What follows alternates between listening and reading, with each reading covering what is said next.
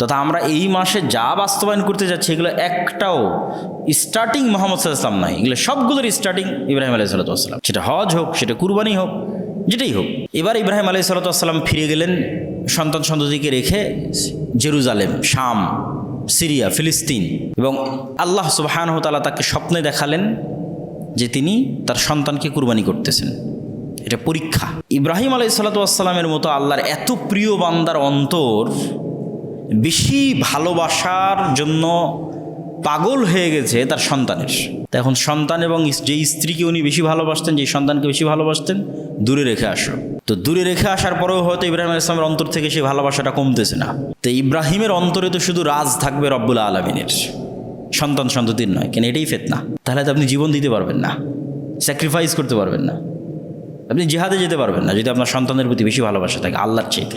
যদি আপনি স্ত্রীর প্রতি আল্লাহর চাইতে, টাকার প্রতি আল্লাহ জীবন দেওয়ার জন্য যেতে পারবেন না, মুনাফিক হয়ে যাবেন। তাহলে প্রকৃত হানিফ, প্রকৃত কানেত, যেটা দিয়ে শুরু করেছিলাম, ওই পরীক্ষায় তো পাশ করতে হবে। তাহলে অন্তরে সর্বোচ্চ ভালোবাসা থাকতে হবে রব্বুল আলামিনের, সন্তানের নয়, স্ত্রীর নয়।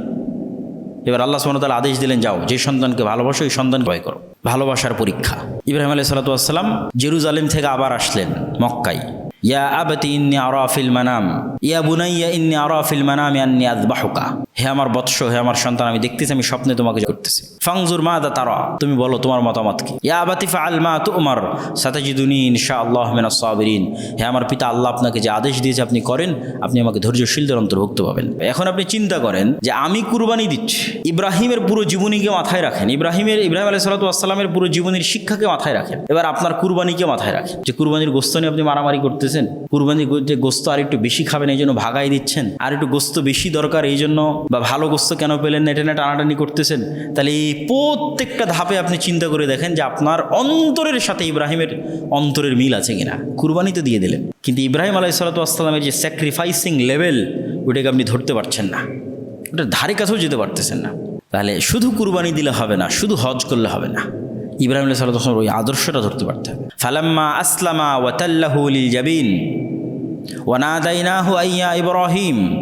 দুইজনই যখন ইসলাম গ্রহণ করলো, শাব্দিক অনুবাদ করলাম কোরআনের আয়াতের, ফালাম্মা আসলামা, দুইজনই যখন ইসলাম গ্রহণ করলো। ইসলাম নামটা এখান থেকে এসেছে। কি ইসলাম গ্রহণ করলো দুইজন? তথা পিতা তার সন্তানের প্রতি ভালোবাসাকে কুরবানি দিয়ে দিল, কেননা এটা আল্লাহর আদেশ। সন্তান নিজের জীবন কুরবানি দিয়ে দিল, কেননা এটা আল্লাহর আদেশ। আল্লাহর আদেশের সামনে এই লেভেলের আত্মসমর্পণকে ইসলাম বলা হয়, যে আল্লাহর আদেশের সামনে সর্বোচ্চ পর্যায়ের আত্মসমর্পণ। তখন আমি ডাক দিয়ে বললাম, ওয়া নাদাইনাহু আইয়া ইব্রাহিম কদ সাদ্দাক্তার রুইয়া। ইব্রাহিম, তুমি তোমার স্বপ্নকে সত্য করেছো, তোমার সন্তানের জীবন নেওয়ার আমার দরকার নাই। ইট ওয়াজ জাস্ট এক্সাম, একটা পরীক্ষা ছিল, ইমতিহান। ওয়াফাদাইনাহু বিযিবহিন আযীম, বরং তোমার সন্তানকে আমি মুক্ত করে দিচ্ছি এর চেয়ে বড় কুরবানি দিয়ে। এবং আসমান থেকে কুরবানি পাঠানো হলো, এবং সেই কুরবানি জয় করার মাধ্যমে ইসমাইল আলাইহিসসালাতু ওয়াসসালামকে মুক্ত ঘোষণা করা হলো। তো ইব্রাহিম আলাইহিসসালাতু ওয়াসসালাম এই যে পরীক্ষায় পাশ করলেন, সন্তানের প্রতি ভালোবাসা, স্ত্রীর প্রতি ভালোবাসা, উনি কাকে বেশি ভালোবাসেন? আল্লাহ সুবহানাহু ওয়া তাআলাকে সবচেয়ে বেশি ভালোবাসেন। তো এই পরীক্ষায় পাশ করার পুরস্কার হিসেবে এবার আল্লাহ সুবহানাহু ওয়া তাআলা তাকে আরও একটা সন্তান দিলেন সারার গর্ভে, ইসহাক আলাইহিসসালাতু ওয়াসসালাম। তোমাকে আদেশ দিয়েছিলাম এক সন্তান কুরবানি করার, চলো তোমাকে আরও একটা সন্তান দিয়ে দিচ্ছি। এবার ইসহাক আলাইহিসসালাতু ওয়াসসালামকে যখন আল্লাহ সুবহানাহু ওয়া তাআলা দিলেন, এই যে ইসহাক থেকে শুরু করে ঈসা আলাইহিস সালাম পর্যন্ত লম্বা সময়, এই লম্বা সময় যদি আমরা ধারাবাহিক দুই একটা নবীর নাম বলি, কোরআনে ধারাবাহিক আল্লাহ সুবহানাহু ওয়া তাআলা অনেক নবীর নাম এই জায়গায় বলেছে। ইসহাকের ছেলে ইয়াকুব, ইয়াকুবের ছেলে ইউসুফ, ইউসুফের বাকি 11 ভাই, তারপরে 400 বছর পর মুসা, মুসার ভাই হারুন, মুসা ইসলামের পর ইউশা বিন নুন, তারপরে দাউদ, দাউদের পর সুলাইমান, তারপরে আইয়ুব, তারপরে ঈসা, জাকারিয়া, ইয়াহইয়া, সালেহ। এই যে পুরো নবীদের যে সিলসিলা, একদম ঈসা আলাইহিসসালাতু ওয়াসসালাম পর্যন্ত, এই পুরো লম্বা সময়ে ইসমাইলের সন্তানেরাও কিন্তু আছে মক্কায়, কিন্তু কোনো নবী নাই। কাবা ঘরও আছে, কিভাবে আছে ওটাও বলতেছি, এবং পরে গিয়ে আমরা দুটেই মিলিয়ে দিচ্ছি। তো এদিকে ইসহাক আলাইহিস সালামও বড় হচ্ছে, ওইদিকে ইসমাইল আলাইহিস সালামও বড় হচ্ছে। পরবর্তীতে একদিন ইব্রাহিম আলাইহিসসালাতু ওয়াসসালাম আবারও জেরুজালেম থেকে মক্কায় গেলেন। 1200 কিলোমিটার পথ পায়ে হাঁটতেন, অথবা ঘোড়ায়, অথবা উঠে, আল্লাহু আলাম, আল্লাহ জানে। তো গিয়ে সালাম দিচ্ছেন, বাড়িতে বাড়ির মালিক নাই, ইসমাইল নাই। তোমরা কেমন আছো? কাইফা হাইয়াতুকুম, কেমন আছো তোমরা? বল নাহনু ফি শিদ্দা, খুব কষ্টের মধ্যে আছে, বেটার বউ বলতেছে। তো এটা যে বলার পর আর কোনো কথা ইব্রাহিম আলাইহিস সালাম জিজ্ঞেস করেনি, বলছে বাড়িতে বাড়ির মালিক আসলে সালাম দিও, আর বলিও যে গাইয়ের উতবাতা বাবি, দরজার কপাট চৌকাট যেন পরিবর্তন করে নেয়। আবারও কতদিন পর ইব্রাহিম আলাইহিস সালাম গেছে আল্লাহু আলাম। তো ইব্রাহিম আলাইহিস সালাম যেখানেই যেতেন বর্ণিত আছে যে তার একটা সুগন্ধি ছড়িয়ে থাকতো এবং বোঝা যেত যেখানে তিনি এসেছিলেন। ইসমাইল আলাইহিস সালাম আসার পর বললেন আনাসা শাইআন, কেউ কি এসেছিল? উনি বুঝতে পারলেন কেউ, হ্যাঁ এরকম একজন বৃদ্ধ মুরব্বী মানুষ এসেছিল। ও কী বলেছে? তো উনি তোমার পিতা ছিলেন, তোমাকে তালাক দিতে বলে গেছে, তুমি তোমার বাপের বাড়ি চলে যাও। আবারও অনেক দিন পর ইব্রাহিম আলাইহিস সালাম এসেছে, তখনও এই বাসায় ইসমাইল আলাইহিস সালাম নেই। তোমরা কেমন, এবার এই স্ত্রীকে ইব্রাহিম জিজ্ঞেস করছে কাইফা হাইয়াতুকুম, তোমরা কেমন আছো? তখন এই স্ত্রীর উত্তরে বলেছে আলহামদুলিল্লাহ আসনাত আলাল্লাহ, সহিহ বুখারীর ইবারত, যে স্ত্রী আল্লাহর প্রশংসা করেছে। আল্লাহর প্রশংসা শুনে ইব্রাহিম আলাইহিস সালামের মন ভরে গেছে। এটাই কিন্তু উনি শুনতে চেয়েছিলেন, যে তুমি কষ্টে থাকো আর দুঃখে থাকো, প্রশংসা হতে হবে আল্লাহর, ধৈর্য থাকতে হবে, সবর থাকতে হবে, নাহলে সংসার এবং পরিবার টিকবে না। অধৈর্য এবং অল্পে সন্তুষ্ট না এরকম কোনো স্ত্রীদের পরিবার সামনের দিকে আগাবে না, বড় হবে না। যখন আসনাত আল্লাহ, আল্লাহর শুকরিয়া আদায় করেছে, ইব্রাহিম আলাইহিস সালামের মন খুশি হয়ে গেছে। এবার উনি আগ্রহ নিয়ে জিজ্ঞেস করছেন তোমরা কী খাও, কী পরো, আরও হয়তো অনেক কথা জিজ্ঞেস করেছে। তুমি বলছে আমরা পানি খাই আর গোস্ত খাই। তুমি বলছে আল্লাহ তোমাদের পানিতে এবং গোস্তে বরকত দান করুক, আর যদি বাড়ির মালিক আসে বলিও যেন এই দরজাকে স্থির রাখে। এরপরে আর একবার ইব্রাহিম আলাইহিস সালাম গেলেন, তাহলে এটা পঞ্চমবার। এখন যেটা এই পঞ্চমবার যখন ইব্রাহিম আলাইহিস সালাম গেলেন, এবার ইসমাইল আলাইহিস সালামের সাথে তার সাক্ষাৎ হলো। তো ইব্রাহিম আলাইহিস সালামের এই জীবনী থেকে আমাদের যেটা শিখতে হবে এবং আমাদের যেটা করণীয়, এবং সামনে আমাদের কুরবানি আসতেছে, সেটাতে দৃষ্টি রেখে আমাদের যেটা করণীয় সেটা হচ্ছে আমাদের নিয়ত পরিষ্কার করা, ইব্রাহিম আলাইহিস সালামের আদর্শে আদর্শমণ্ডিত হওয়া, তার সন্তানদের আদর্শে আদর্শমণ্ডিত হওয়া, তার স্ত্রীদের আদর্শে আদর্শমণ্ডিত হওয়া, এবং আরও চিন্তা করা, আরও গবেষণা করা, বিভিন্ন অ্যাঙ্গেল থেকে অনেক কিছু শিক্ষার আছে। আপনার জীবনের প্রত্যেক চড়াই উতরাইয়ের সাথে আপনি নবীদের জীবনের কোনো না কোনো অংশের মিল পাবেন। আপনি বড় ধনী হন, বড় রাজা বাদশাহ হন, রাস্তার ফকির হন আর দোকান হন, আপনার জীবনের প্রত্যেক চড়াই উতরাইয়ের সাথে আল্লাহর নবীদের বর্ণনা করা জীবনের কোনো না কোনো অংশের মিল পাবেন, এবং ওখান থেকে আপনি শিক্ষা নিতে পারবেন যে কোন পরিবেশে তারা কী করত আর আমি কি করছি। ইন্নী ওয়াজ্জাহতু ওয়াজহিয়া লিল্লাযী ফাতারাস সামাওয়াতি ওয়াল আরদা হানিফা إني وجهت وجهي للذي فطر السماوات والأرض حنيفا وما أنا من المشركين। যাবতীয় প্রশংসা হামদ ও সানা মহাপরাক্রমশালী আল্লাহ সুবহানাহু ওয়া তাআলার জন্য, সকলেই বলে আলহামদুলিল্লাহ। দরুদ ও সালাম বর্ষিত হোক পৃথিবীর সর্বশেষ ও সর্বশ্রেষ্ঠ রাসূল আহমদ মুহাম্মদ মুস্তাফা সাল্লাল্লাহু আলাইহি ওয়াসাল্লামের প্রতি। আজকে অত্র মসজিদে সংক্ষিপ্ত জুমার খুতবার বিষয়বস্তু ইব্রাহিম আলাইহিস সালাতু ওয়াস সালামের জীবনী, হায়াতে জিন্দেগি। আমাদের সামনে কুরবানি আসতেছে, অনেকেই হয়তো কুরবানির আমরা ছুটি কাটাচ্ছি, অনেকেই কুরবানির প্রস্তুতি নিচ্ছি, কিন্তু কুরবানির যেটা মূল শিক্ষা, এটা যতক্ষণ ইব্রাহিম আলাইহিস সালাতু ওয়াস সালামের জীবনী না জানা হবে, চিন্তা করা হবে, গবেষণা করা হবে, ততক্ষণ এই আমরা আসলে কুরবানি এবং হজের মর্মটা ধরতে পারবো না। আল্লাহ সুবহানাহু ওয়া তাআলা ইব্রাহিম আলাইহিস সালাতু ওয়াস সালাম সম্পর্কে বলতে গিয়ে বলেন ইন্না ইব্রাহিমা কানা উম্মাহ, ইব্রাহিম একাই একটা জাতি। যেমন বাংলাদেশের 18 কোটি মানুষ মিলে একটা জাতি, অথবা ভারতের 100 কোটি মানুষ মিলে একটা জাতি, অথবা নৃতাত্ত্বিক গোষ্ঠী, ভাষাভিত্তিক গোষ্ঠী। তো আল্লাহ সুবহানাহু ওয়া তাআলা ইব্রাহিমকে বললেন তিনি একাই একটি জাতি, কানিতান লিল্লাহ। আল্লাহর আনুগত্যশীল আর কানিত, এই দুটোর মধ্যে অনেক পার্থক্য আছে। আরবিতে সাধারণ আনুগত্যের জন্য মুতির, আতা, ইতির ব্যবহার হয়, আর ইব্রাহিম আলাইহিস সালাতু ওয়াস সালামের জন্য ব্যবহার হয়েছে কানিতান, তথা সর্বোচ্চ লেভেলের আনুগত্যশীল। হানিফান, প্রত্যেকেই তাওহীদপন্থী হতে পারে কিন্তু হানিফ নয়। আমি এবং আপনি হয়তো তাওহীদের দাবি করতে পারি কিন্তু হানিফ নয়। হানিফ সে যে শতভাগ শিরক মুক্ত এবং শতভাগ তাওহীদপন্থী, তাওহীদের সর্বোচ্চ স্তরে যে পৌঁছে গেছে সে হানিফ।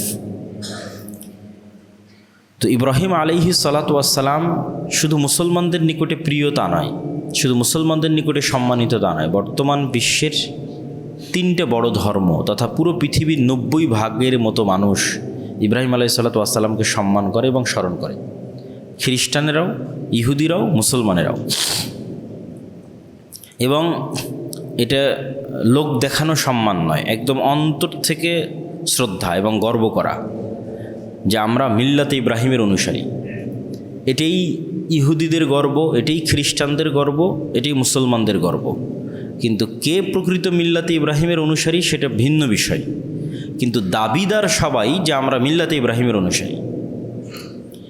এবং মুহাম্মদ সাল্লাল্লাহু আলাইহি ওয়াসাল্লাম যখন মক্কায় প্রেরিত হন তখনও মক্কার মানুষ দাবি করত যে তারা মিল্লাতে ইব্রাহিমের অনুসারী, আর মুহাম্মদ সাল্লাল্লাহু আলাইহি ওয়াসাল্লামও দাবি করতে যে না আমিও মিল্লাতে ইব্রাহিমের অনুসারী। তাহলে হকের মানদণ্ড হচ্ছে কে মিল্লাতে ইব্রাহিমের অনুসারী সে হকের উপর আছে, এটাই হকের মানদণ্ড। অন্তত এতটুকুতে ইহুদিও একমত, খ্রিস্টানও একমত, মক্কার মুশরিকরাও একমত, মুহাম্মদ সাল্লাল্লাহু আলাইহি ওয়াসাল্লামও একমত। কেন সবাই নিজেকে দাবি করতেছে যে আমি মিল্লাতে ইব্রাহিমের অনুসারী। এই জন্যই তো আল্লাহ স্পষ্ট করতে গিয়ে বললেন মা কানা ইব্রাহিম ইয়াহুদিয়ান ওয়ালা নাসরানিয়ান। তোমরা যে সবাই বলছো যে আমরা মিল্লাতে ইব্রাহিমের অনুসারী, তো ইব্রাহিম তো ইহুদিও ছিল না, খ্রিস্টানও ছিল না। ইব্রাহিম তো শিরক করতো না, তোমরা তো শিরকে লিপ্ত হয়ে গেছো। তো ইব্রাহিম আলাইহিস সালাতু ওয়াস সালাম হচ্ছেন হকের মানদণ্ড যাচাই বাছাই করার মাপকাঠি। এবং আজকের ইহুদি এবং খ্রিস্টানেরা যে ইব্রাহিম আলাইহিস সালাতু ওয়াস সালামকে সম্মান করার অসংখ্য নিদর্শন আছে। যেমন তারা ইব্রাহিমকে বলে আব্রাহাম, তো আপনি দেখবেন যে তাদের অসংখ্য ইহুদি খ্রিস্টানের নাম হচ্ছে আব্রাহাম, যেমন আব্রাহাম লিঙ্কন। এবং বনু ইসরায়েলের যত নবী আছে সব নবীর নামে তারা নিজেদের সন্তানদের নাম রাখে। যেমন ডেভিড, এটা আসলে দাউদ। ইউসুফ, এটাকে তারা বলে জোসেফ, যেমন সেন্ট জোসেফ স্কুল, ওটার বাংলা হচ্ছে হজরত ইউসুফ আলাইহিস সালাম স্কুল, যদি আপনাদের বোঝানোর সুবিধার্থে বাংলা করা হয়। এটা অন্য কোনো ইউসুফ না, যে ইউসুফকে আমরা চিনি সেই ইউসুফ। তারপরে যেই ইসরায়েলের যেই নেতাকে আমরা সবচেয়ে বেশি ঘৃণা করতেছি তার নামও এক নবীর নামে, বেনিয়ামিন। এটা ইউসুফ আলাইহিস সালামের ছোটো ভাইয়ের নাম বেনিয়ামিন। তো নেতানিয়াহুর মা যে তার নাম বেনিয়ামিন রেখেছে, এটা ওই বেনিয়ামিন মনে করে নাম রেখেছে যে বেনিয়ামিনকে আমরা চিনি ইউসুফের ছোটো ভাই হিসেবে। এবং এখান থেকে একটা মজার জিনিস আমাদের এই বাংলার মুসলমানদের জন্য শিক্ষার আছে, অন্যদের জন্য নাই, কিন্তু এই বাংলার মুসলমানদের জন্য শিক্ষার আছে। সেটা কি? সেটা হচ্ছে এই যেমন পশ্চিমবঙ্গে বিজেপি ক্ষমতা এসেছে, তারা গরু কুরবানি নিষিদ্ধ করে দিয়েছে। আপনারা কুরবানিতে গরু কুরবানি করবেন। তা এই যে গরু কুরবানি করা এবং না করা, এইটার যে চিন্তা চেতনা এই বাংলায়, এটা এসেছে হিন্দুয়ানি সংস্কৃতি থেকে। যে যারা এলিট ক্লাস হবে, সর্বোচ্চ শ্রেণীর হবে, তারা আসলে কলকাতার এলিট হচ্ছে যে গরু খাবে না। এই জন্য অনেক হোটেলে দেখবেন লেখা আছে নো বিফ। অথচ ঘটনা হচ্ছে যে সারা পৃথিবীর সবাই গরু খায়। তাহলে গ্লোবালি কালচারালি আপনার ডমিনেটেড হওয়ার কোনো রাস্তা নাই। কেন গ্লোবালি কালচারালি আপনি ওই গ্লোবাল কালচারের অন্তর্ভুক্ত যেটা আসলে আব্রাহামিক কালচার। কেন খ্রিস্টানদের কাছেও গরু খাওয়া হালাল, ইহুদিদের কাছেও গরু খাওয়া হালাল, তারাও গরু খায়, আমরাও গরু খাই। এরকম অসংখ্য কালচারাল মিল আছে আব্রাহামিক রিলিজিয়ানের পার্ট হওয়ার কারণে। যেমন হিন্দুরা মুসলমানি করায় না, মুসলমানেরা মুসলমানি করায়। এইটা এই বাংলায় আশ্চর্য মনে হতে পারে, কিন্তু আপনি যখন ইউরোপে ঢুকবেন, আমেরিকায় ঢুকবেন, সবাই মুসলমানি করে। কেন সবাই আব্রাহামিক রিলিজিয়ানের ফলোয়ার, ইব্রাহিম আলাইহিস সালাতু ওয়াস সালামের অনুসারী। যতটুকুই হোক কিছু না কিছু তো আছে। আসমানি কিতাব, আহলে কিতাবের অনুসারী, বিকৃত অবস্থার পরেও কিছু না কিছু আছে। তো আপনি হিন্দু একটা পরিবেশ ঘেরা থাকার পরেও যে গ্লোবাল কালচার ধরে বাঁচতে চাইবেন, সেটার বেশিরভাগই আব্রাহামিক রিলিজিয়নের সাথে গিয়ে মিলবে। ফলত হিন্দুদের কালচারই এমন কালচার যা আসলে পৃথিবীর কেউ ফলো করে না, পৃথিবীর কোথাও নাই। না আসমানি কালচার, না আব্রাহামিক রিলিজিয়নের সাথে যুক্ত, না কোনো লজিকের সাথে মিলে। এবং বর্তমান পৃথিবীতে যারা সবচেয়ে বেশি তাওহিদের নিকটবর্তী, তো 1 নাম্বার তাওহিদপন্থী তো মুসলমানেরা। এটার বিস্তারিত আলোচনারও পরে আসবো। কিন্তু খ্রিস্টান এবং ইহুদিদের মধ্যে 2 নাম্বার তাওহিদপন্থী হচ্ছে ইহুদিরা। আপনি খ্রিস্টানদের যেটা সবচেয়ে বড় গির্জা, যেটা মুসলমানদের মসজিদ ছিল স্পেনের কর্ডোভার জামে মসজিদ, সেখানে দেখবেন শত শত মূর্তি আছে ঈসা আলাইহিসসালাম এবং তার মা মারিয়াম আলাইহিসসালামের। কিন্তু ইহুদিদের কোনো সিনাগগে আপনি কোনো মূর্তি পাবেন না। মানে ইহুদিদের যেটা ইবাদতের জায়গা, আমরা যেমন মসজিদে আসছি, সেরকম ইহুদিদের ইবাদতের জায়গা আছে যেটার নাম সিনাগগ। আমার এই মসজিদে যেমন কোনো মূর্তি নাই, ইহুদির সিনাগগে কোনো মূর্তি নেই। কিন্তু আপনি গির্জায় ঢুকবেন, শত শত ঈসা এবং মারিয়াম আলাইহিসসালামের মূর্তি পাবেন। তাহলে ইহুদিরা বায়বীয় কোনো মূর্তির পূজা করে না। মুসলমানরা যেমন অদৃশ্য একক সত্তার ইবাদত করে, ইহুদিরা অদৃশ্য একক সত্তার ইবাদত করে। তাহলে এই লার্নিং ওরা কোথায় থেকে পেল? ওই যে আব্রাহামিক রিলিজিয়নের ফলোয়ার হওয়ার কারণে ন্যূনতম কিছুটা তাদের মধ্যে আছে।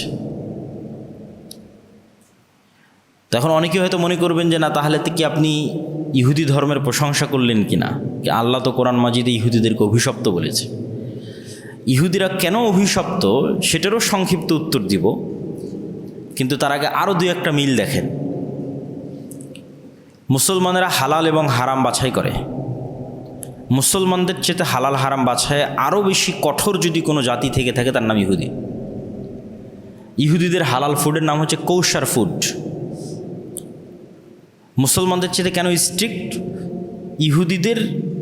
ইহুদিরা অনেক কিছু নিজেদের উপর জোরপূর্বক চাপিয়ে নিয়েছে, যে আল্লাহ কোরআনে দেয়নি, কোনো কিতাবে দেয়নি। যেমন ধরেন ইহুদিদের একটা বিধান তারা নিজেদের উপর জোরপূর্বক চাপিয়ে নিয়েছে, দুধ আর গোস্ত একসাথে খাবে না। এরকম আরও অসংখ্য বিধান আছে। তো দেখা যাচ্ছে হালাল এবং হারাম বাছায় ওরা বেশি আরও সূক্ষ্ম করে বাছাই করে জায়গাটাকে আরও ছোট করে ফেলেছে, কিন্তু খুব স্ট্রিক্টলি ফলো করে, খুব কঠোরভাবে ফলো করে, এবং কোনো হীনম্মন্যতা ছাড়া। আপনার মনে হয় যে মুসলমানেরা সবচেয়ে বেশি দাড়ি রাখে, মুসলমানদের সংখ্যা বেশি তাই মনে হয়, কিন্তু পার্সেন্টেজ করেন যে মুসলমান যদি 100 কোটি হয় তো 100 কোটির কতজন দাড়ি রেখেছে, তারপরে পার্সেন্টেজে ফেলেন যে কত পার্সেন্টেজ মুসলমান দাড়ি রাখে। এখন ইহুদি যদি 10 লক্ষ হয় তো 10 লক্ষের কয় লক্ষ দাড়ি রাখে, ওটার পার্সেন্টেজ ফেলেন, ওরা আপনার চেয়ে পার্সেন্টেজে বেশি থাকবে। মাথায় টুপি দেওয়ার পার্সেন্টেজ যদি করেন যে কত পার্সেন্ট মুসলমান মাথায় টুপি দেয় আর কত পার্সেন্ট ইহুদি মাথায় টুপি দেয়, তো ইহুদি পার্সেন্টেজে এগিয়ে থাকবে কত পার্সেন্ট ইহুদি মাথায় টুপি দেয়। তো এগুলো জাস্ট এমনি কিছু মিলের কথা উল্লেখ করলাম। কিন্তু অভিশপ্ত কেন? আর খ্রিস্টানদের মধ্যে এতটা মিল পাওয়া যায় না কেন? ওই যে খ্রিস্টানদেরকে আল্লাহ বলেছে তারা দলিন, পথভ্রষ্ট, রাস্তাই চিনে না, রাস্তায় হারিয়ে ফেলেছে। ফলত জীবনকে কি মনে করে?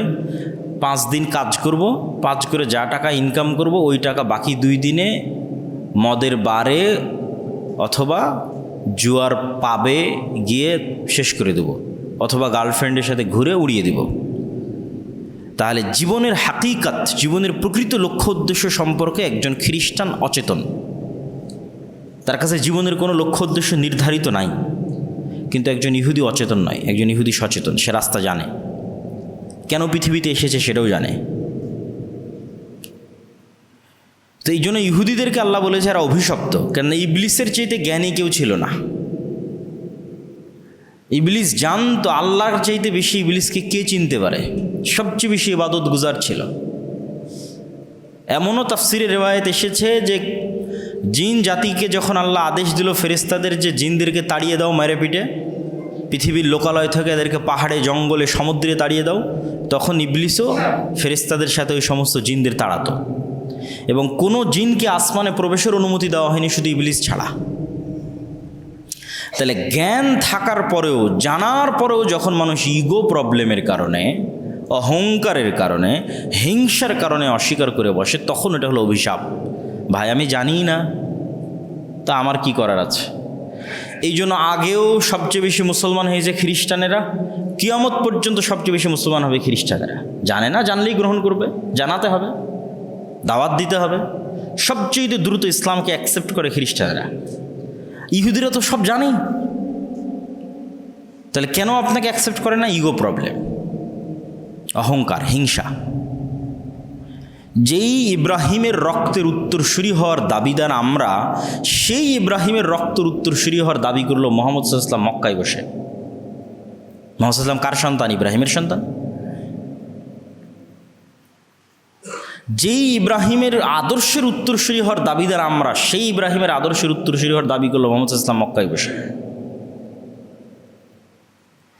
যেই মসজিদে আকসার দাবিদার আমরা, জেরুজালেমের দাবিদার আমরা, সেই জেরুজালেম এবং মসজিদে আকসা দাবি করে বসলো মুহাম্মদ সাল্লাল্লাহু আলাইহি ওয়াসাল্লাম মক্কায় বসে উনি সালাত আদায় করতেছে মসজিদে আকসার দিকে মুখ করে।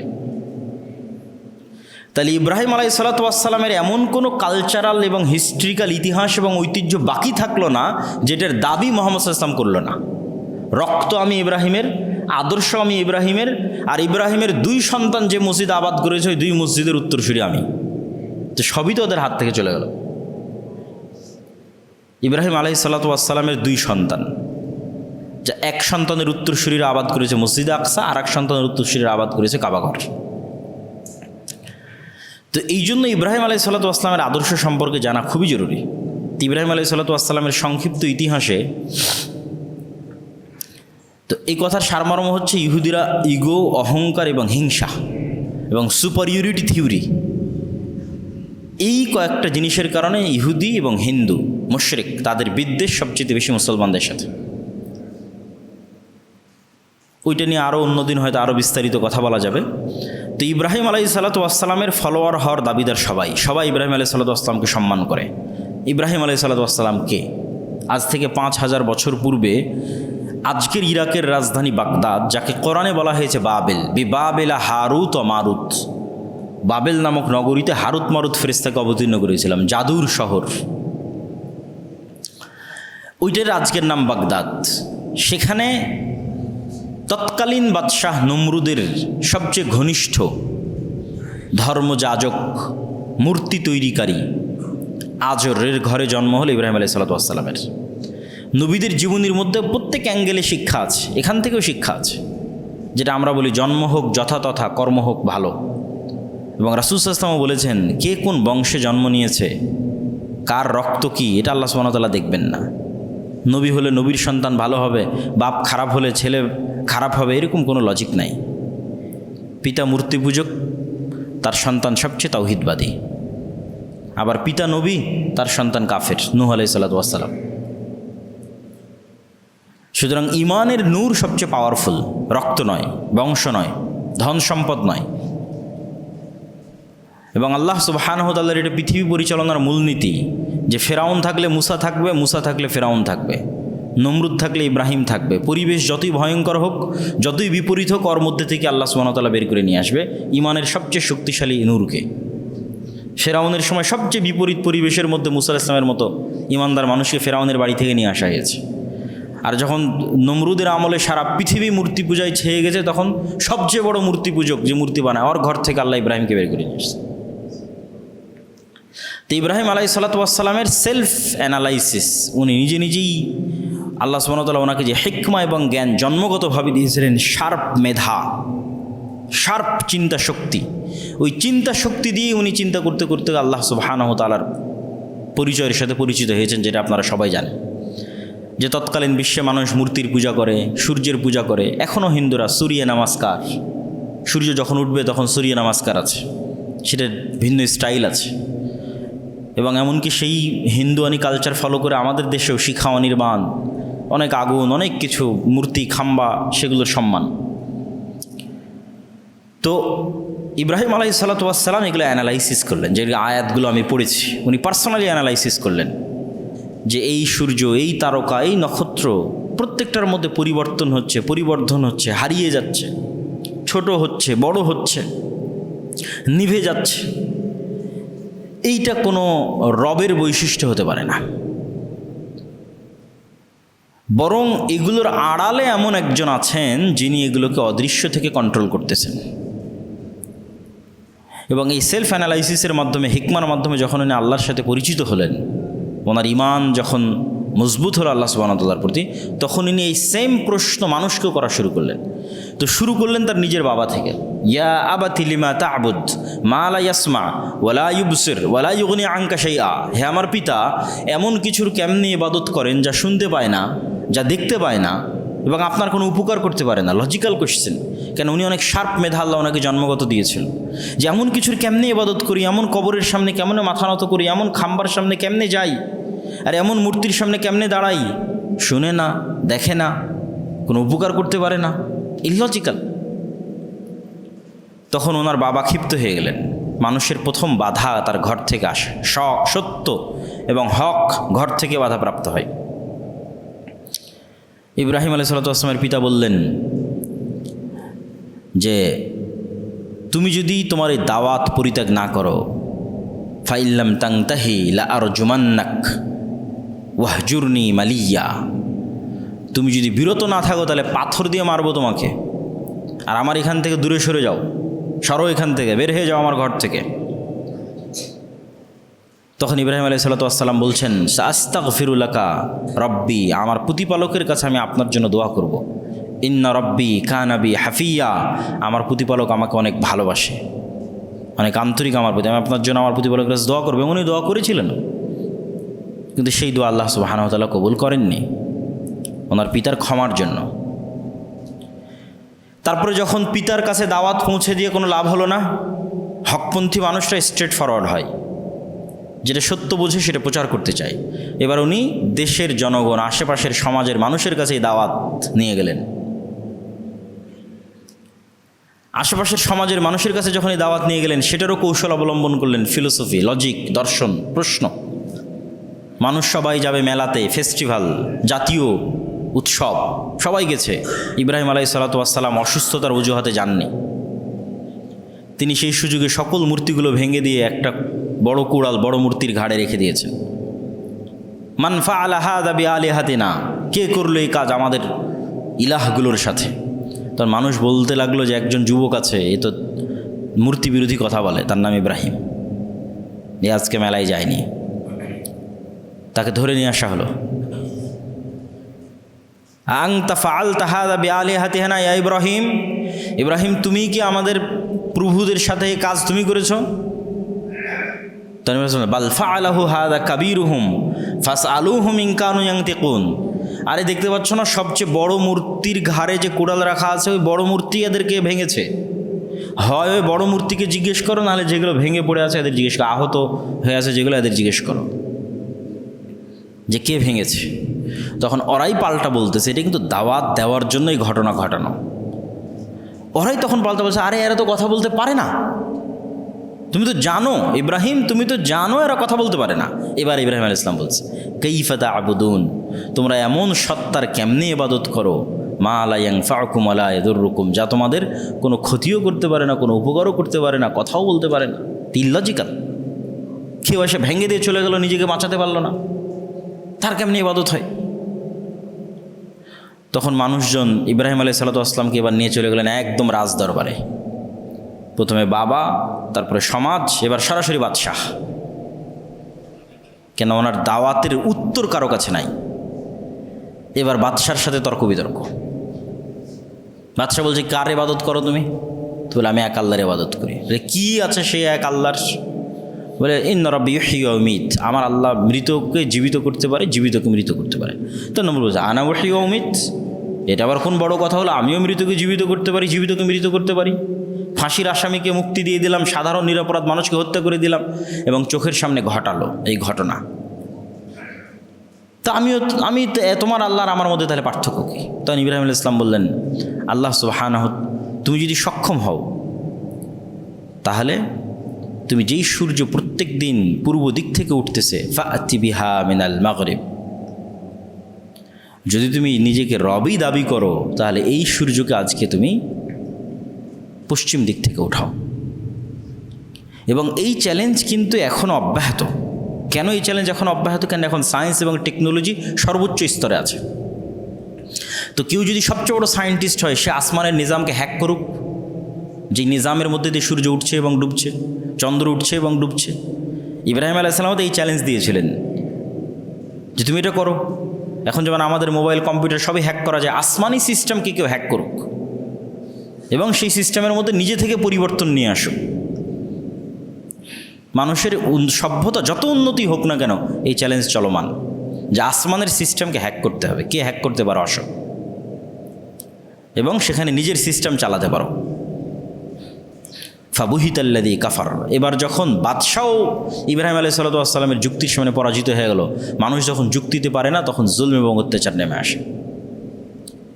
হাররিকুহু ওয়ানসুরু আলিহাতাকুম, আগুন জ্বালাও, তোমাদের রব এবং প্রতিপালকের বিরুদ্ধে ধর্মদ্রোহিতা, অপমানসূলক কথা বলতেছে, একে আগুন জ্বালিয়ে হত্যা করো।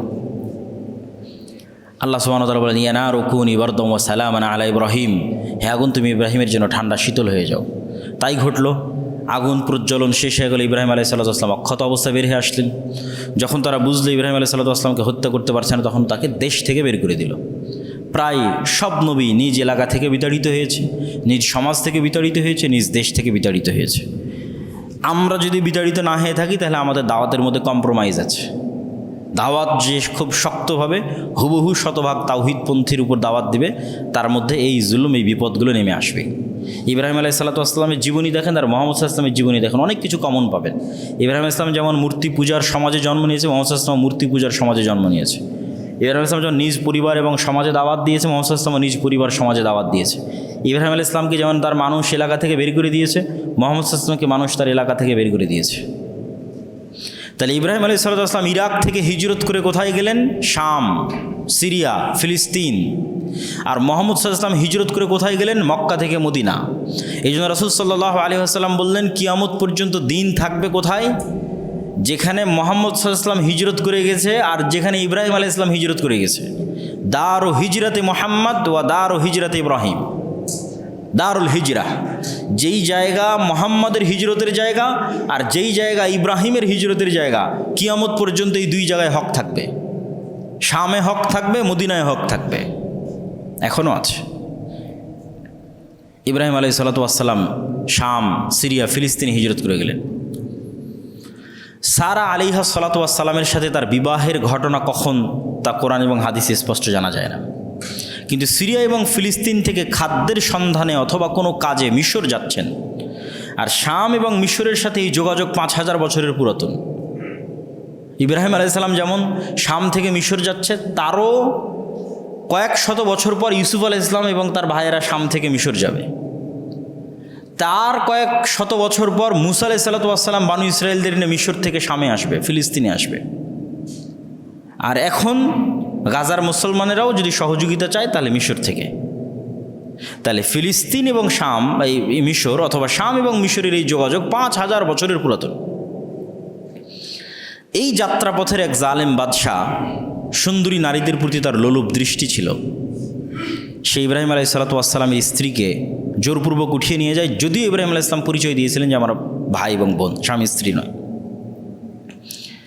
তখন সহিহ বুখারীর রিওয়ায়াতে আসছে, সারা আলাইহিস সালাতু ওয়াস সালাম আল্লাহ সুবহানাহু ওয়া তাআলার নিকটে দোয়া করলেন, আল্লাহুম্মা ইন কুনতা তা'লাম আন্নী আমানতু বিকা ওয়া রাসূলিক ওয়া আহসানতু ফারজি ফালা তুসাল্লিত আলাইয়াল কাফির। হে আল্লাহ, আপনি যদি জানেন যে আমি আপনার উপর ঈমান রাখি এবং আপনার রাসূলের উপর ঈমান রাখি এবং আমি আমার লজ্জাস্থানের হেফাজত করেছি, তাহলে আজকের এই নির্জন এবং এই জালেম শাসক, যার ক্ষমতার সামনে আমাদের কোনো ক্ষমতা নাই, ফালা তুসাল্লিত আলাইয়াল কাফির, আমার এই পবিত্রতার যে আমানত আমি রক্ষা করেছি এটাকে আপনি নষ্ট করবেন না, আমার উপর কাফেরকে চাপিয়ে দিবেন না। তো সহিহ বুখারীতে আসছে যে 3বার এই ঘটনা ঘটল, তথা বাদশাহ অজ্ঞান হয়ে পড়ে গেল।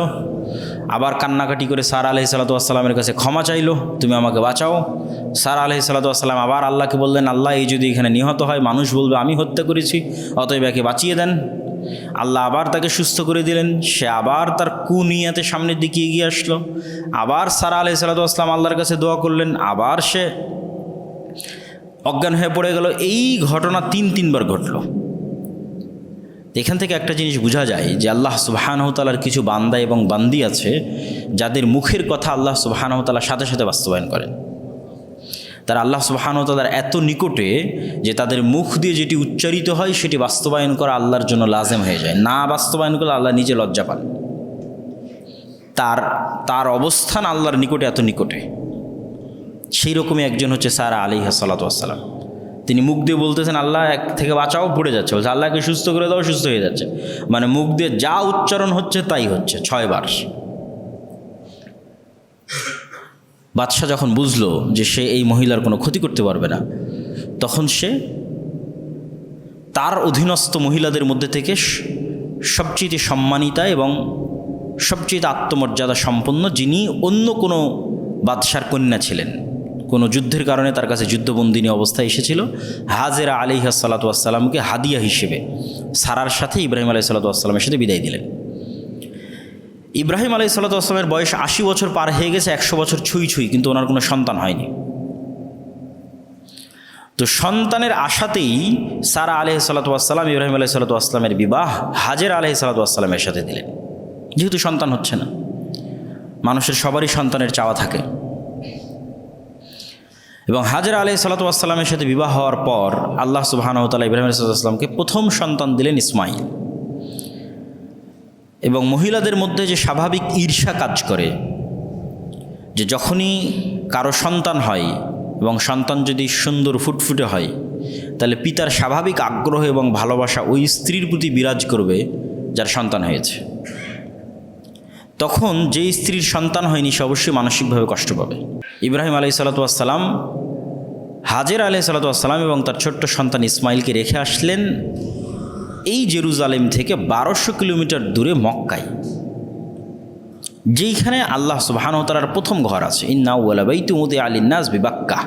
কিন্তু নূহ আলাইহিস সালামের বন্যায় সেটা ধ্বংস হয়ে গেছে, এখন ওখানে ঘরের কোনো চিহ্ন নাই।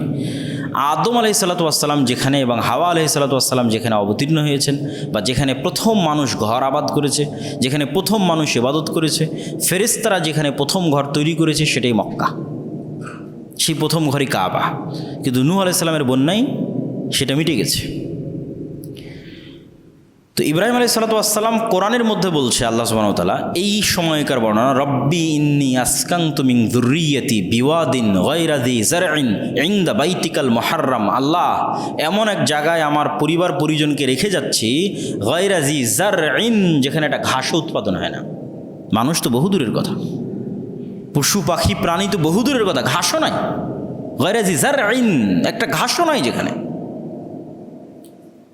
রব্বানা লিউকিমুস সালাহ, আল্লাহ এদেরকে এখানে রেখে যাচ্ছে এই জন্য যেন এরা সালাত কায়েম করতে পারে। দোয়ার ধারাবাহিক, যেভাবে উনি বলেছেন ওইভাবে আমি বলতেছি, যেভাবে কোরআনে আছে সেভাবে বলতেছি, একদম ধারাবাহিক। যে আল্লাহ নির্জন মরুভূমিতে আমার পরিবার পরিজনকে রেখে যাচ্ছি, যেখানে একটা ঘাসও উৎপাদন হয় না। কেন রেখে যাচ্ছি? লিউকিমুস সালাহ, যেন এরা এই নগরীতে সালাত প্রতিষ্ঠা করতে পারে।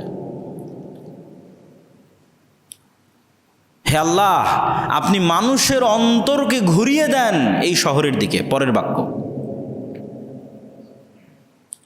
মানুষের অন্তরকে এই শহরের দিকে ঘুরিয়ে দেন। অরযুকহুম, আর হে আল্লাহ এই শহরে এদের রিজিকের ব্যবস্থা করে দেন। এই দোয়া ইব্রাহিম আলাইহিস সালাম করছেন কখন? যখন তিনি তার স্ত্রীকে রেখে পাহাড়ের আড়াল হয়েছেন তখন। আর যখন রেখে যাচ্ছেন তখন সহিহ বুখারীর রিওয়ায়েতে আছে যে হাজেরা আলাইহিস সালাতু ওয়াস সালাম বারবার জিজ্ঞেস করছেন, আইনা তাযহাব আনতা ইব্রাহিম, স্বামীর নাম ধরেই বলছেন, ইব্রাহিম আপনি কোথায় চলে যাচ্ছেন?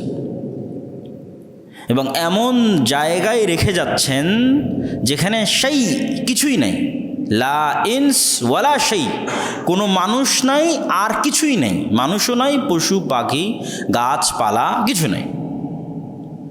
তো ইব্রাহিম আলাইহিস সালাতু ওয়াস সালাম কোনো উত্তর দিচ্ছেন না। তিনবার এই প্রশ্ন করার পর হাজেরা আলাইহিস সালাতু ওয়াস সালাম বলেন, আল্লাহ আমারাক, আল্লাহ কি আপনাকে আদেশ দিয়েছে আমাদের এখানে রেখে যাওয়ার জন্য? ইব্রাহিম ইসলাম বললেন, নাম ফালাই ইউদাইয়া আনাল্লাহ। যখন ইব্রাহিম ইসলাম বললেন হ্যাঁ, তখন হাজেরা উত্তরে বলছেন, যদি আল্লাহর আদেশ হয় তাহলে আমাদেরকে আল্লাহ ধ্বংস করবেন না। কি পরিমাণ তাওয়াক্কুল, আল্লাহর উপর ভরসা হলে, আল্লাহর উপর ঈমান হলে এই ধরনের পরিস্থিতিতে এই ধরনের উত্তর দেওয়া যায়। এবং তারপরের ঘটনা তো আপনাদের জানাই আছে, যতটুকুই খাবার ছিল সেটা যখন শেষ হয়ে গেল এবং পানির অভাবে, নির্জন মরুভূমিতে পানিরও ব্যবস্থা নেই, একটা মানুষকে, একটা পরিবারকে এমন জায়গায় রেখে যাওয়া হচ্ছে যেখানে পানিরও ব্যবস্থা নেই। এটা কল্পনাও করা যায় না, চিন্তাও করা যায় না। তো যখন উনি পানির সন্ধানে সাফা এবং মারোয়া দুই পাহাড়ের মধ্যে দৌড়াতে লাগলেন যে আশেপাশে কোনো মানুষ আছে কিনা, কারো কাছে সাহায্য চাওয়া যায় কিনা, পাওয়া যায় কিনা। তো এই সাফা এবং মারওয়া পাহাড়ে দৌড়ানোর কথা আল্লাহ কোরআনে বলছেন, ইন্না সাফা ওয়াল মারওয়াতা মিন শাআইরিল্লাহ। এই সাফা আর এই মারওয়া পাহাড়ে আজকে একজন সাধারণ মহিলা তার নিজ প্রয়োজনে দৌড়াচ্ছে, কিন্তু তাদের তাওয়াক্কুল এবং ঈমান আল্লাহর উপর এত বেশি যে একজন সাধারণ মহিলার নিজ প্রয়োজনে এই সাধারণ দৌড়ানোকে আল্লাহ কিয়ামত পর্যন্ত ইবাদত বানিয়ে দিলেন। যে পৃথিবীর সর্বশ্রেষ্ঠ মানুষও ইবাদতের উদ্দেশ্যে এখানে দৌড়াবে। ইন্না সাফা ওয়াল মারওয়াতা মিন শাআইরিল্লাহ, সাফা আর মারওয়াকে আল্লাহ কিয়ামত পর্যন্ত নিদর্শন বানিয়ে দিলেন। তাদের তাওয়াক্কুল আলাল্লাহের যে কবুলিয়ত, যে পাওয়ার, যে ক্ষমতা। তারপরে জিব্রাইল আলাইহিস সালাতু ওয়াস সালামের পা অথবা পাখার আঘাতে সেখানে জমজমের কুয়ার তৈরি হলো, এবং এটাও একটি নিদর্শন আল্লাহ সুবহানাহু ওয়া তাআলার। যে মরুভূমির মধ্যে থেকে পানির বের হয়ে আসা যেমন নিদর্শন, এবং সেই পানি শেষ না হওয়া তেমন নিদর্শন। এবং বড় থেকে বড় মেশিন লাগিয়ে এই পানি উঠিয়ে শেষ করার চেষ্টা করা হয়েছে, হয় না, হয়নি, আজও হয়নি। হাজার হাজার বছর থেকে মানুষ খাচ্ছে, মুহাম্মদ সাল্লাল্লাহু আলাইহি ওয়াসাল্লাম থেকে নয়। এই যে বললাম না যে ইহুদি এবং খ্রিস্টানরা জানে না, হাজার হাজার ইহুদি জানে না যে কাবা ঘর কে তৈরি করেছে, এই জমজম কার। এগুলো যে ইব্রাহিম আলাইহিস সালাতু ওয়াস সালামের হিস্ট্রি, এটা তারা জানে না। আপনি যে কোনো ইহুদিকে জিজ্ঞেস করুন কে কাবা তৈরি করেছে, মুহাম্মদ সাল্লাল্লাহু আলাইহি ওয়াসাল্লাম তৈরি করেছে। কাবা তো মুহাম্মদ সাল্লাল্লাহু আলাইহি ওয়াসাল্লাম তৈরি করেনি। কাবা তো মুহাম্মদ সাল্লাল্লাহু আলাইহি ওয়াসাল্লামের হিস্ট্রি নয়। হজ কার জন্য? মুহাম্মদ সাল্লাল্লাহু আলাইহি ওয়াসাল্লামের ইতিহাস না। হজ তো ইব্রাহিম আলাইহিস সালামের ইতিহাস। কুরবানি কার? কুরবানি ইব্রাহিম আলাইহিস সালামের ইতিহাস।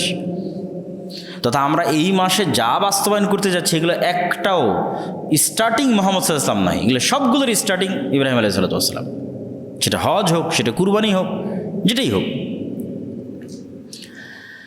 এবার ইব্রাহিম আলাইহিস সালাতু ওয়াস সালাম ফিরে গেলেন সন্তান সন্ততিকে রেখে জেরুজালেম, শাম, সিরিয়া, ফিলিস্তিন।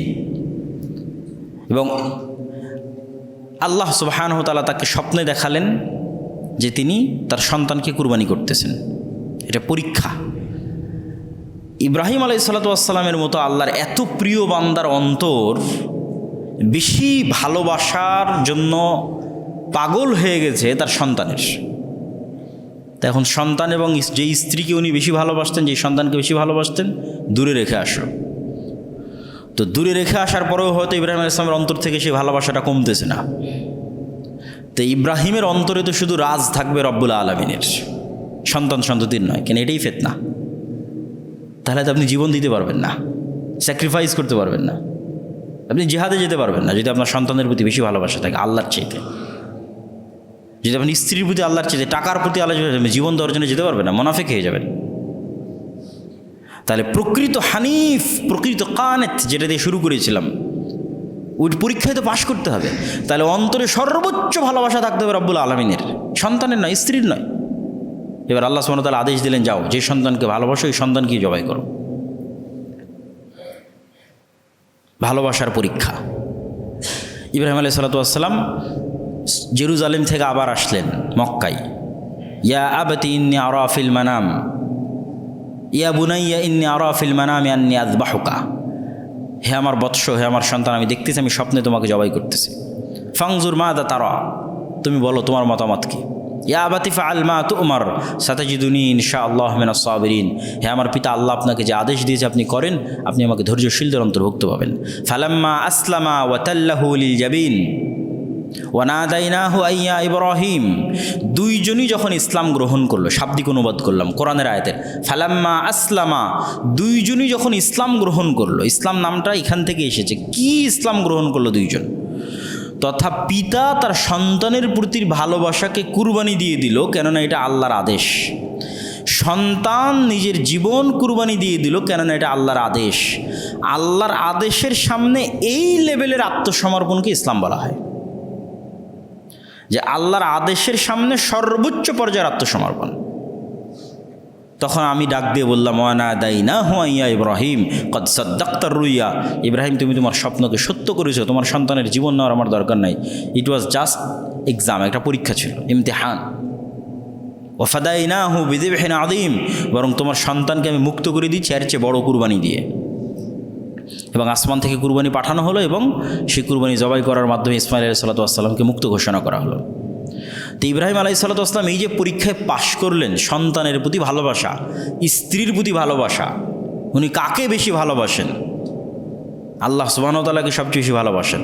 তো এই পরীক্ষায় পাশ করার পুরস্কার হিসেবে এবার আল্লাহ সুবহানাহু ওয়া তাআলা তাকে আরও একটা সন্তান দিলেন সারার গর্ভে, ইসহাক আলাইহিস সালাতু ওয়াস সালাম। তোমাকে আদেশ দিয়েছিলাম এক সন্তান কুরবানি করার, চলো তোমাকে আরও একটা সন্তান দিয়ে দিচ্ছি।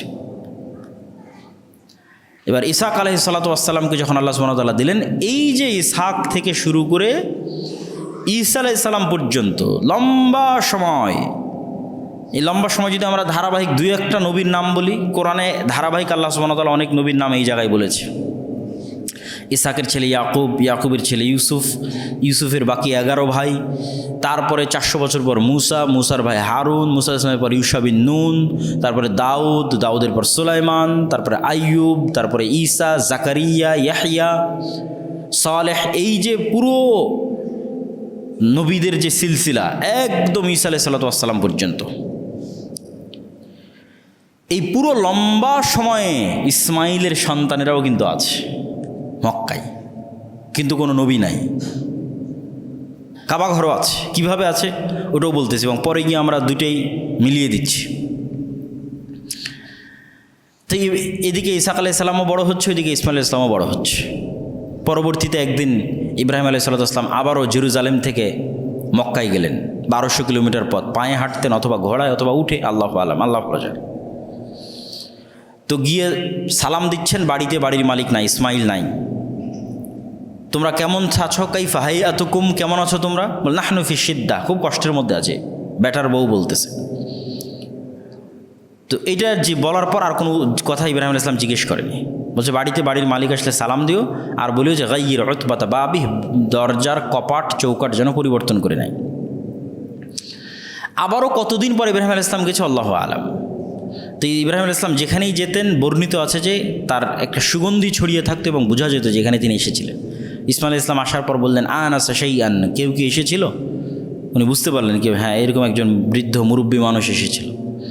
ও কি বলেছে? তো উনি তোমার পিতা ছিলেন, তোমাকে তালাক দিতে বলে গেছে, তুমি তোমার বাপের বাড়ি চলে যাও। আবারও অনেক দিন পর ইব্রাহিম আলাইহিস সালাম এসেছে, তখনও এই বাসায় ইসমাইল আলাইহিস সালাম নেই। তোমরা কেমন? এবার এই স্ত্রীকে ইব্রাহিম আলাইহিস সালাম জিজ্ঞেস করছে, কাইফা হাইয়াতুকুম, তোমরা কেমন আছো? তখন এই স্ত্রীর উত্তরে বলেছে, আলহামদুলিল্লাহ, আসনাত আলাল্লাহ, সহিহ বুখারীর ইবারত, যে স্ত্রী আল্লাহর প্রশংসা করেছে। আল্লাহর প্রশংসা শুনে ইব্রাহিম আলাইহিস সালামের মন ভরে গেছে। এটাই কিন্তু উনি শুনতে চেয়েছিলেন, যে তুমি কষ্টে থাকো আর দুঃখে থাকো, প্রশংসা হতে হবে আল্লাহর, ধৈর্য থাকতে হবে, সবর থাকতে হবে, নাহলে সংসার এবং পরিবার টিকবে না। অধৈর্য এবং অল্পে সন্তুষ্ট না এরকম কোনো স্ত্রীদের পরিবার সামনের দিকে আগাবে না, বড় হবে না। তো যখন আসনাত আলাল্লাহ, আল্লাহর শুকরিয়া আদায় করেছে, ইব্রাহিম আলাইহিস সালামের মন খুশি হয়ে গেছে। এবার উনি আগ্রহ নিয়ে জিজ্ঞেস করছেন, তোমরা কী খাও, কী পরো, আরও হয়তো অনেক কথা জিজ্ঞেস করেছে। তো বলছে আমরা পানি খাই আর গোস্ত খাই। তো বলছে আল্লাহ তোমাদের পানিতে এবং গোস্তে বরকত দান করুক, আর যদি বাড়ির মালিক আসে বলিও যেন এই দরজাকে স্থির রাখে। এরপরে আর একবার ইব্রাহিম আলাইহিস সালাম গেলেন, তাহলে এটা পঞ্চমবার। এখন যেটা এই পঞ্চমবার যখন ইব্রাহিম আলাইহিস সালাম গেলেন, এবার ইসমাইল আলাইহিস সালামের সাথে তার সাক্ষাৎ হলো। ওয়াইদ ইয়ারফাউ ইব্রাহিমুল কওয়াইদা মিনাল বাইত ওয়া ইসমাঈল রব্বানা তাকাব্বাল মিন্না ইন্নাকা আনতাস সামিউল আলিম। এবার ইব্রাহিম আলাইহিস সালাম বললেন, এখানে আল্লাহর একটা ঘর আছে, এই ঘর আমাকে এবং তোমাকে তৈরি করতে হবে, এটা আল্লাহর আদেশ।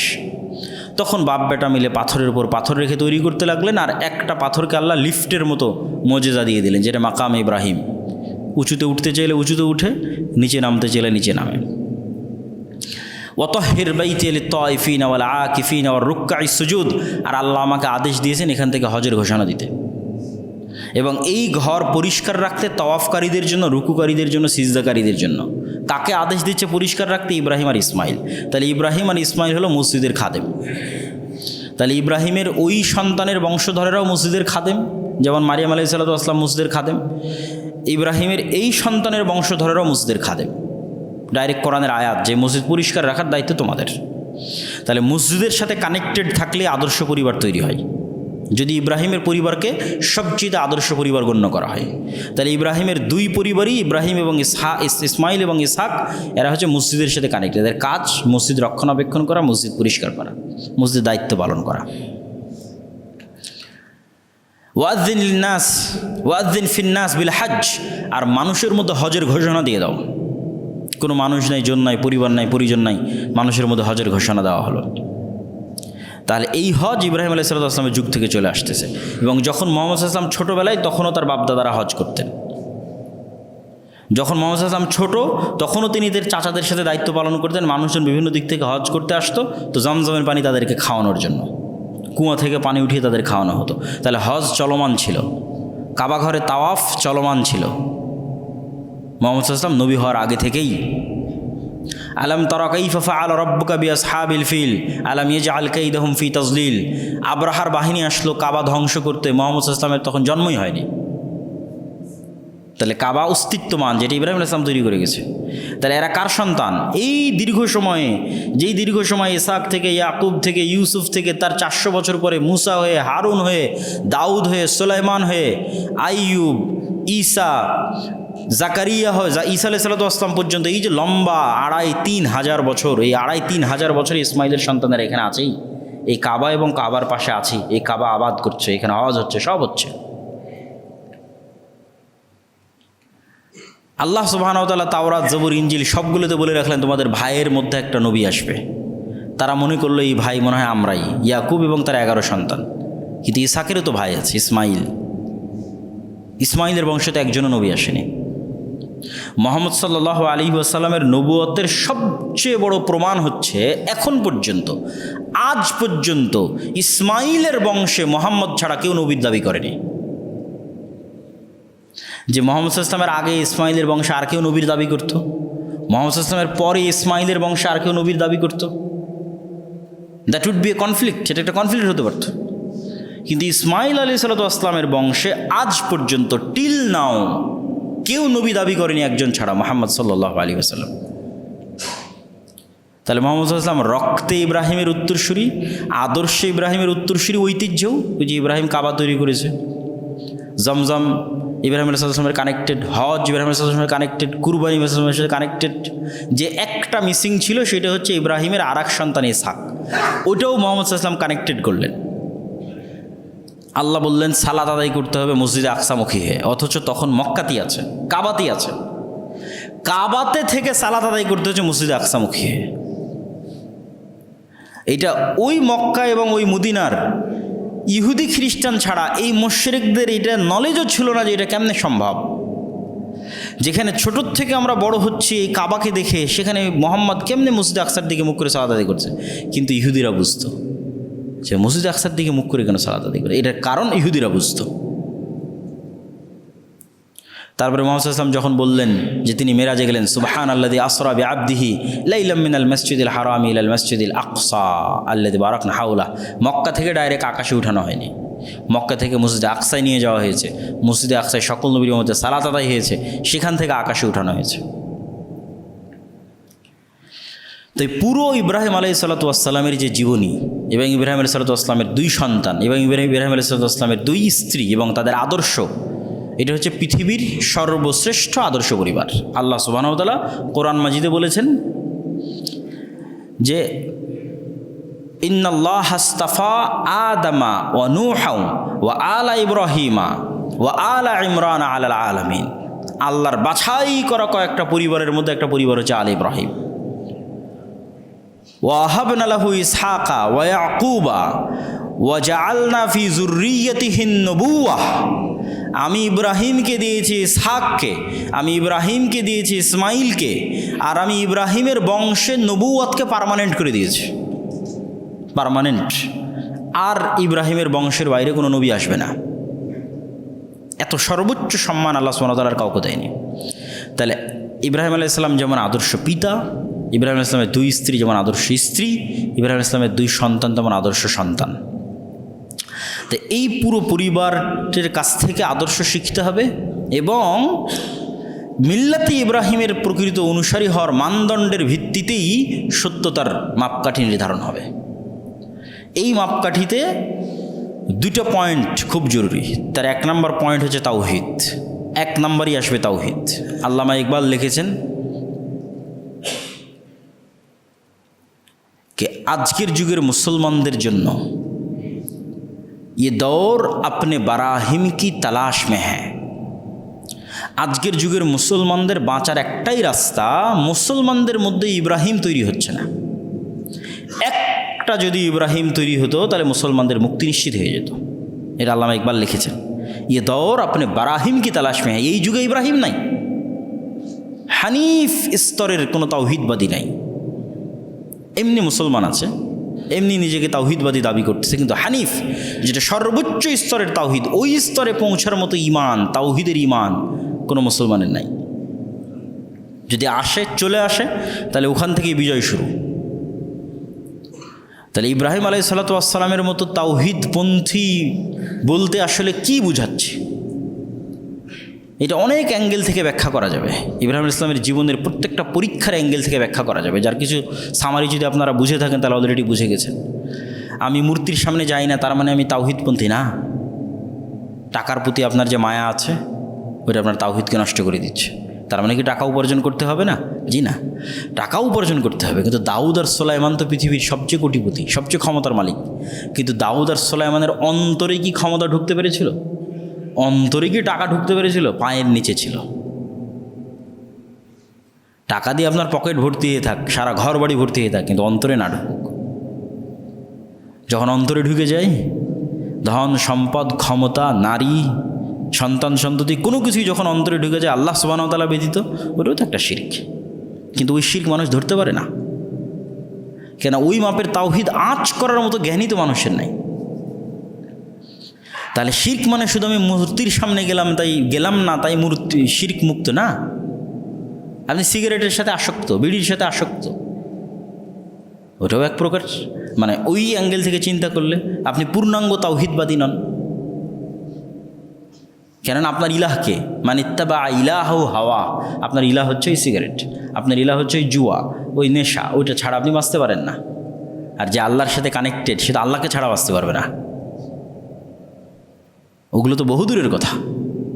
তাহলে ওইভাবে আপনার অন্তরে আপনি আল্লাহ সুবহানাহু ওয়া তাআলাকে ঢোকাতে পারেননি, জায়গা দিতে পারেননি, আল্লাহকে চিনতে পারেননি, তাহলে তাওহীদের ওই স্তরে আপনি উঠতে পারেননি। তো এই জন্য আল্লামা ইকবাল বলেছে একজন ইব্রাহিম লাগবে। এখন আপনি চিন্তা করেন যে আমি কুরবানি দিচ্ছি, ইব্রাহিমের পুরো জীবনীকে মাথায় রাখেন, ইব্রাহিম আলাইহিসসালাতু ওয়াসসালামের পুরো জীবনীর শিক্ষাকে মাথায় রাখেন, এবার আপনার কুরবানিকে মাথায় রাখেন। যে কুরবানির গোস্ত নিয়ে আপনি মারামারি করতেছেন, কুরবানির যে গোস্ত আর একটু বেশি খাবেন এই জন্য ভাগাই দিচ্ছেন, আর একটু গোস্ত বেশি দরকার এই জন্য, বা ভালো গোস্ত কেন পেলেন না এটা নিয়ে টানাটানি করতেছেন। তাহলে এই প্রত্যেকটা ধাপে আপনি চিন্তা করে দেখেন যে আপনার অন্তরের সাথে ইব্রাহিমের অন্তরের মিল আছে কিনা। কুরবানি তো দিয়ে দিলেন, কিন্তু ইব্রাহিম আলাইহিসসালাতু ওয়াসসালামের যে স্যাক্রিফাইসিং লেভেল ওটাকে আপনি ধরতে পারছেন না, ওটার ধারে কাছেও যেতে পারতেছেন না।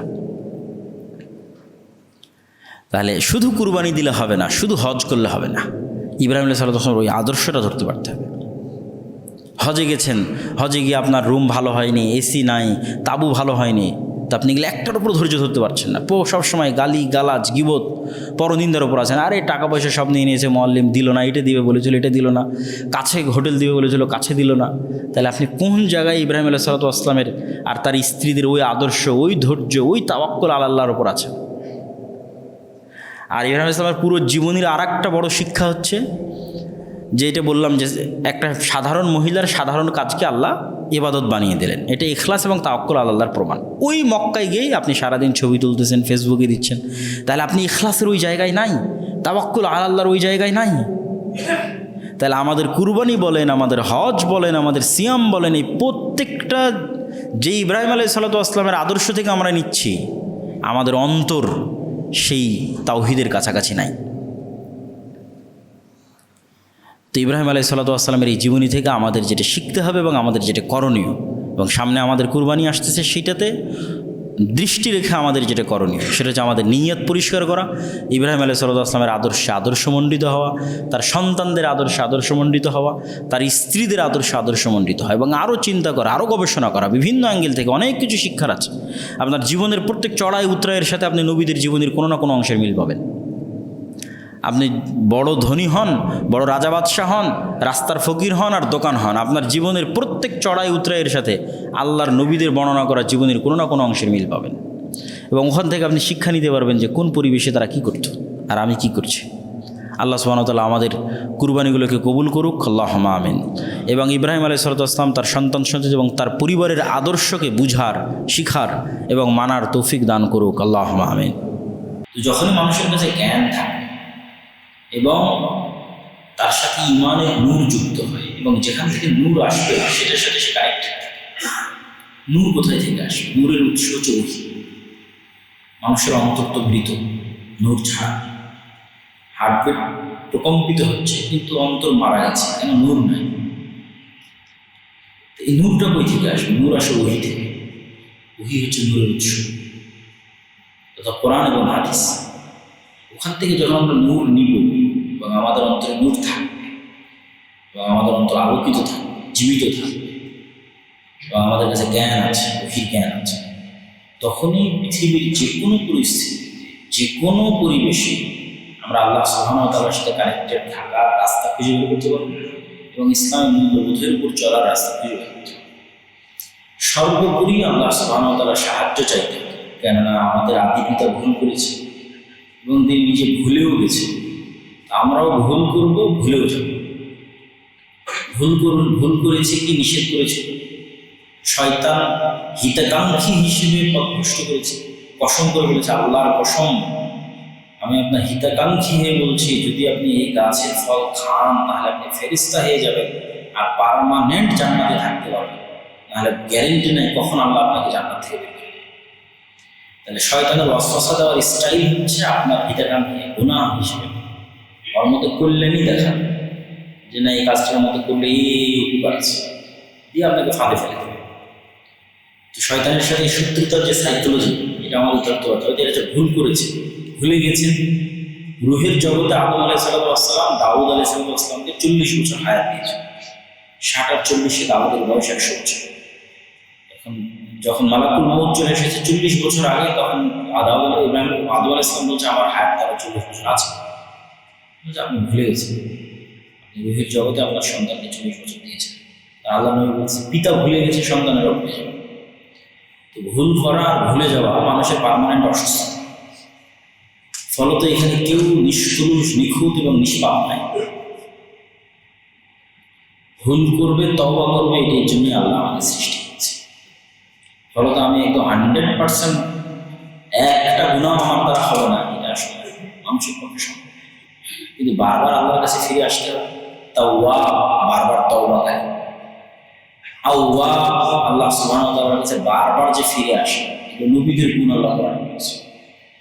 তো আল্লাহ সুবহানাহু ওয়া তাআলার পরিচয় জানা থাকলে এবং বারবার আল্লাহর কাছে ফিরে আসার অভ্যাস থাকলে এবং আল্লাহর সাথে কানেক্টেড থাকার অভ্যাস থাকলে, অন্তরে নূর থাকলে, ওহীর জ্ঞান থাকলে, শয়তানের ষড়যন্ত্র সম্পর্কে সচেতন থাকলে, শয়তানের সাইকোলজি সম্পর্কে নলেজ থাকলে, অবশ্যই পৃথিবীর যে কোনো পরিস্থিতিতে মানুষ দিনের উপর টিকে থাকতে পারবে ইনশাআল্লাহ।